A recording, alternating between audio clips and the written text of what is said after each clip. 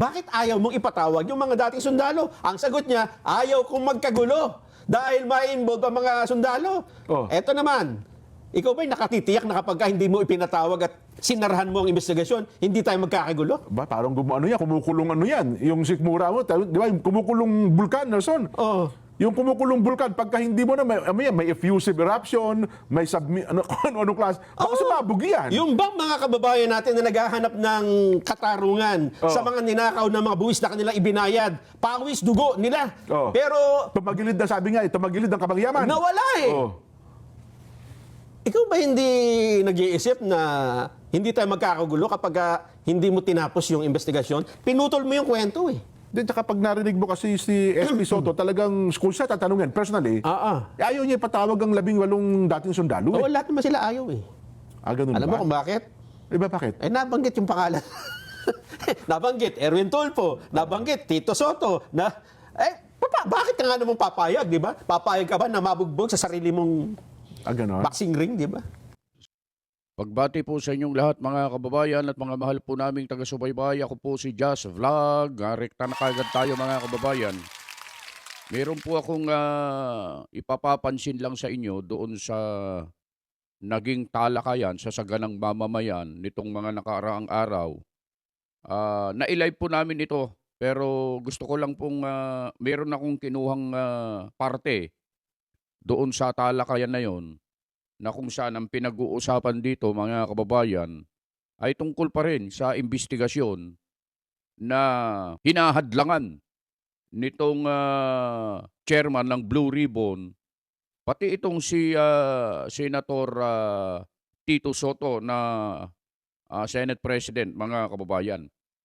Sa puntong ito mga kababayan, ang pinag-uusapan dito ay yung 18 na ex-soldiers, mga Marines, na ayaw ipatawag sa Senado. Kung ano dahilan, mamaya malalaman ninyo. Kasi po, kung matatandaan ninyo mga kababayan at nasubaybayan ninyo, yung ginawang privilege speech ni Senator Ping Lacson na kung saan ay nag-interpellate si Senator Rodante Marcoleta, sa mga bandang huli ng kanilang pag-uusap ay napagkasunduan mga kababayan na ipatawag.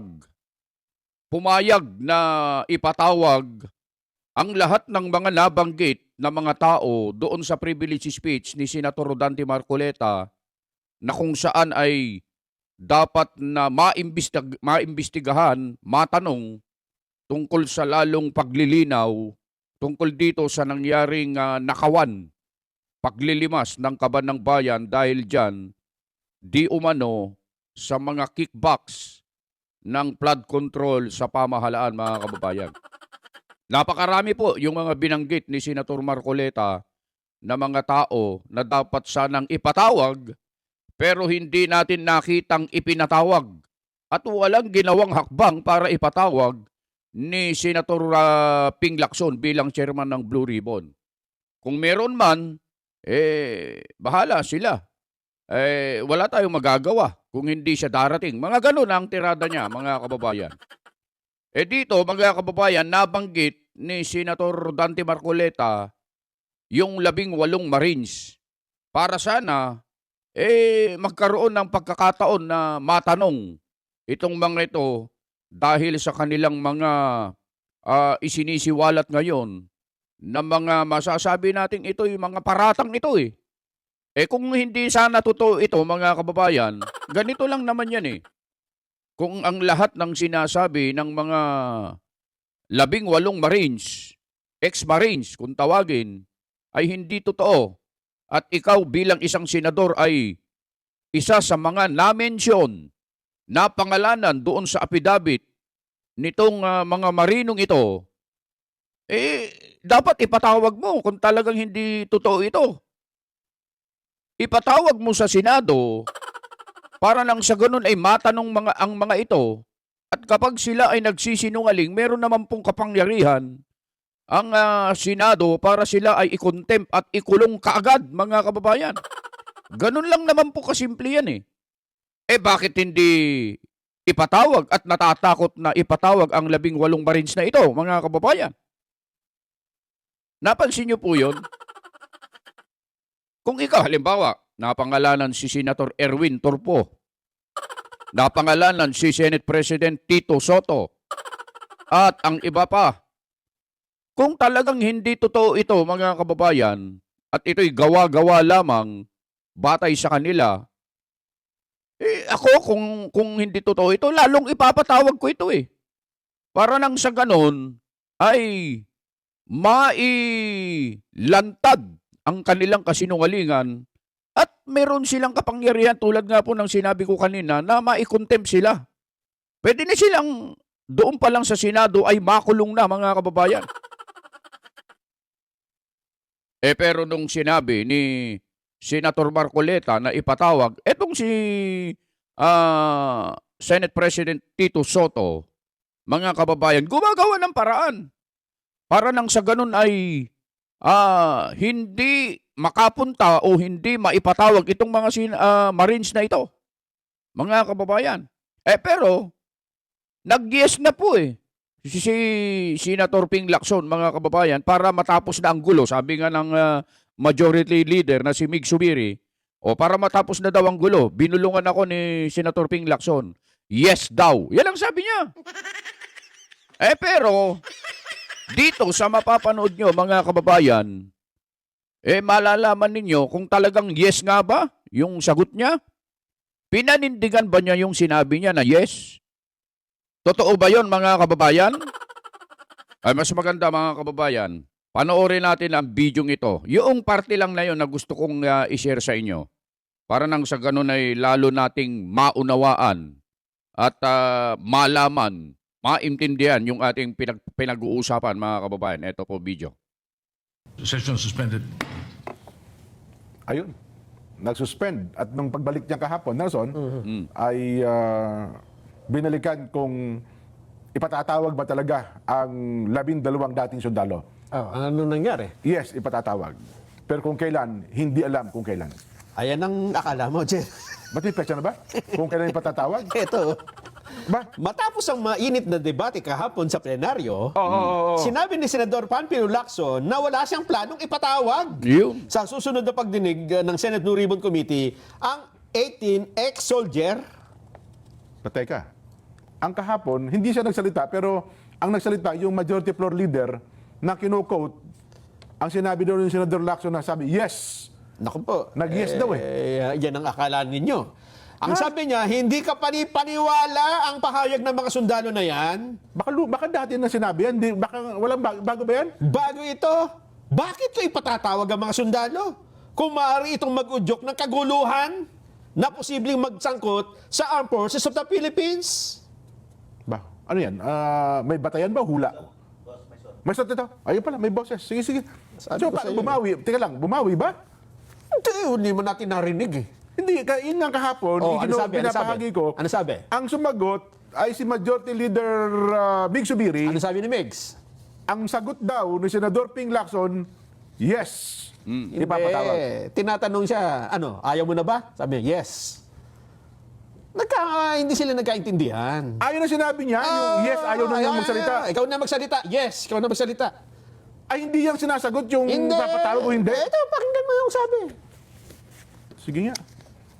Nasa lugar ko, tatawag pa rin kayo ng hearing. Alam niyo yung motibo. Gusto niyo ba magkagulo yung bansa? I'm not for BBM, but I'm for a peaceful country na dapat in-enjoy natin. Hindi yung destabilize, magulo, at maaaring pati yung armed forces makihalo. Gusto niyo ba maulit yung ganong situation? Of course not. Naghanap siya na masisisi eh. Ako yung paborito niyang sinisisi eh. For all his miseries. Tapos sabihin mong i-give up yung KIG, tapos sabihin mo, in-splice ko. May kailangan ba i-splice doon? Bakit kayo ang favorite niyang sisihin, sir? Ba't kaya kayo ang favorite niyang sisihin? Siguro mas pogi ako sa kanya. Yun. Mas pogi. Pero alam mo, Jen, ito makikita mo, ang sagot niya laging ito ang pinag-uusapan na investigasyon sa 18 sundalo, di ba? KIG pa rin ang KIG. Lagi lumilito di ba? Kasi ang feeling niya, parang may malaking pagkakamali si Senador Marcoleta sa KIG. Naku po. Feeling nila, lalo yung mga kababayan natin na may ayaw o disgusto si Senador Marcoleta, akala nila ay isang napakalaking pagkakamali ni Senador Marcoleta yung statement na yun eh. Yung i-give up na lang daw ang KIG. Alam mo, sabihin Kaya na doon sila lagi pumupunta. sabihin natin nagkamali. Sige. Yun na. Tapos na. Iimbestigahan mo ba yung mga sundalo? Ganun pa rin, balik pa rin sa tanong eh. Kasi kapag inililipat mo sa KIG, hindi na sasagot. Bakit ayaw mong ipatawag yung mga dating sundalo? Ang sagot niya, ayaw kong magkagulo dahil ma-involve ang mga sundalo. Eto naman, ikaw ba'y nakatitiyak na kapag hindi mo ipinatawag at sinarahan mo ang investigasyon, hindi tayo magkakagulo? Ba, parang kumukulong yan. Yung sikmura mo, di ba, yung kumukulong bulkan, Nelson?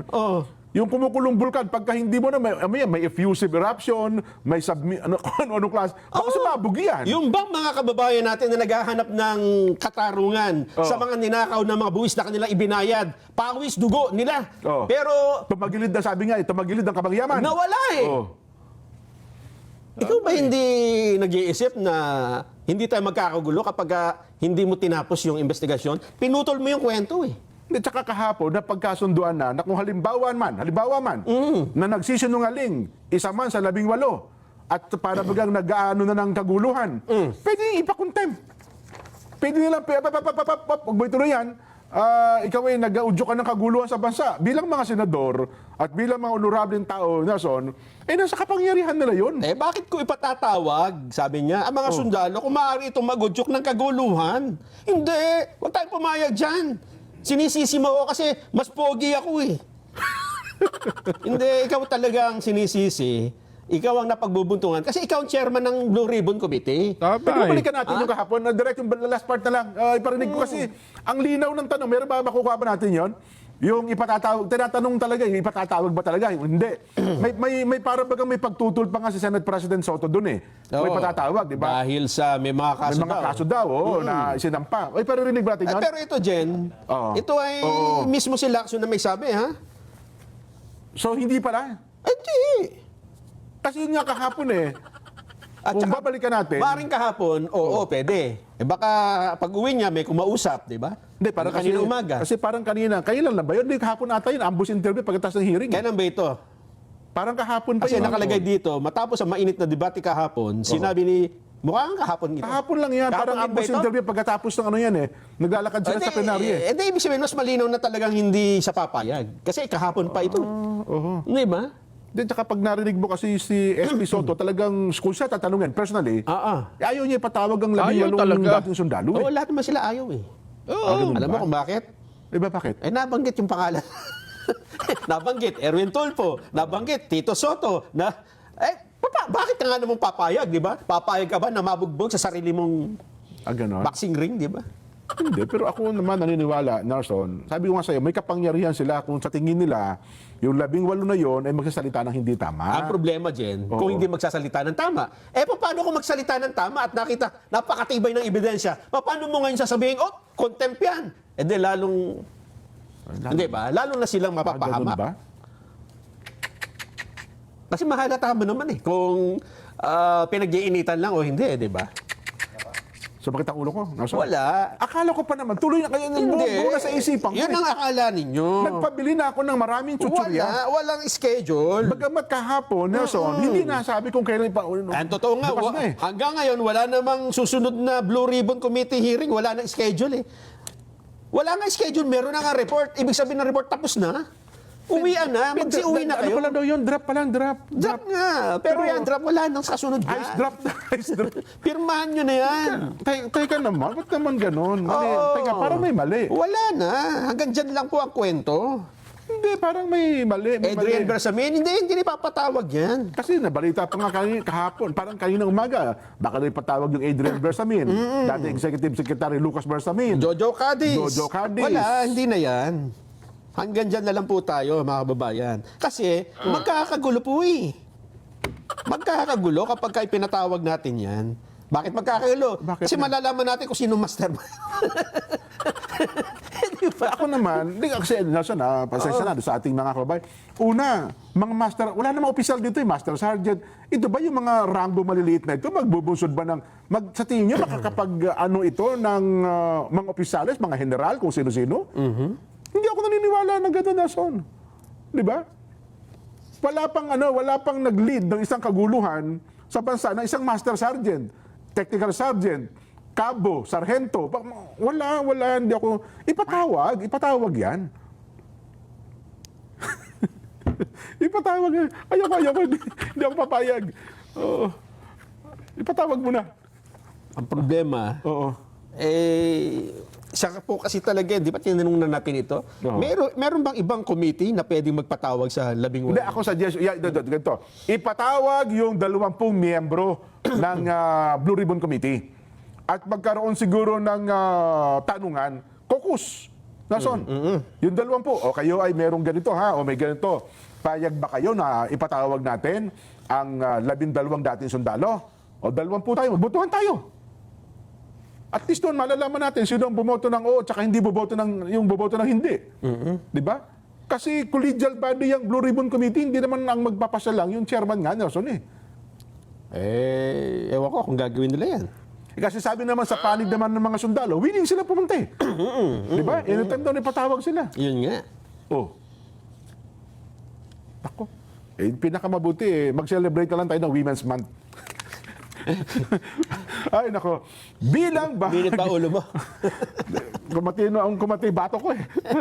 Bumawi pala. Ngayon ko lang nalaman yan ha. Pero, naghahanda na talaga ako. Wala. Na manonood tayo. Alam mo. Ukol doon sa 18 dating sundalo eh. Mahirap kasi magsalita dyan. Oh, sige. Ito. So yun po mga kababayan, napanood natin yung talakayan sa saganang mamamayan. Ang usapan pa rin dito mga kababayan ay tungkol dito sa flood control at dito sa 18 ex-Marines na ayaw ipatawag sa Senado, sa Senate Blue Ribbon Committee para maimbestigahan mga kababayan. Sabi ni Ping Lacson mga kababayan, magkakagulo daw kapag sila ay ipinatawag. Ang ganda ng sinabi ni Kuya Nelson Lubaw mga kababayan, ibig mo bang sabihin kapag hindi mo ipinatawag, nakakatiyak ka ba, nakakasiguro ka ba na hindi magkakagulo? Baka lalong magkagulo pag hindi nyo ipinatawag. Mga kababayan, yan nga ang hinahanap, yan nga ang inaasam ng mga kababayan natin, ng taong bayan, yung maipatawag kung talagang totoo o hindi ang kanilang sinasabi. Matanong mga kababayan, hindi ho ba? Itong si Ping Lacson, kung ano-anong sinasabi, magkakagulo daw. Baka ayaw niyong ipatawag dahil sa lalong magliliwanag na totoo ang kanilang sinasabi at magigisa kayo sa sarili niyong mantika. Napansin ninyo? Yung sinabi nila kanina ni Kuya Jen, na si Tito Soto ay ayaw ipatawag yung 18. At kung panonoorin pa natin yon mga kababayan ng tuloy-tuloy, napag-alaman ko, sabi niya na itong mga 18 Marines na ito ay sinampahan ng kaso. Kaya nga nagsalita si Senator Marcoleta. Ibig bang sabihin kapag sinampahan na ng kaso, hindi na pwedeng ipatawag para tanungin? Di lahat pala ng matitistigo, isasampahan na lang ng kaso, tapos na tayo. Ganon ang sinabi ni Senator Marcoleta, mga kababayan. Hindi man yun ang eksakto, parang ganon, mga kababayan. Ginagawa tayong TENGA ng mga ito, mga kababayan. Sa totoo lang, halatang halata naman Kaya tama yung sinabi ni Senator Rodante Marcoleta, mga kababayan Alam na ng taong bayan kung ano ang totoo, sapagkat sila ang arbiter. Alam nila ang nangyayari sa ating bansa. Totoo yun, mga kababayan. Alam na natin yun. Halatang halata po ang galawan po nila pagka nababanggit yung mga matataas na opisyal katulad ng dating House Speaker. Kapag nabanggit na yung patungo na doon sa kalsada ng Malacanang, malapit na sa pintuan, hindi na pwede silang magpatuloy sa investigasyon, mga kababayan. Ito na mga magkapatid na tulpo, mga kababayan, kapag ang pinag-uusapan ay flood control, nakatakip yung kanilang mga bibig, mga kababayan. Akala mo, ang tatapang nito eh. Kapag magsalita ito ng tungkol sa mag-asawa, mga kababayan, ang tatapang nito, makialam sa buhay ng may buhay. Mga bugbugal, mga ganon. Ang tatapang nito, pero pagdating sa flood control, wala silang masabi, mga kababayan. Oo, mga kababayan, alam po namin na alam nyo ang nangyayari. Alam nyo po kung ano ang totoo na nangyayari sa ating bansa. Mga kababayan, ang Supreme Court, mga kababayan, yan na lang ang pag-asa natin. Sila na lang ang pwedeng matakbuhan. Kung napanood nyo itong mga nakaraang araw, itong 18 Marines ay pumunta sa NBI. At doon nga po, mga kababayan, question nitong abogado ng 18 Marines na ito, ang proseso na ginagawa ng NBI na hindi naman sana dapat.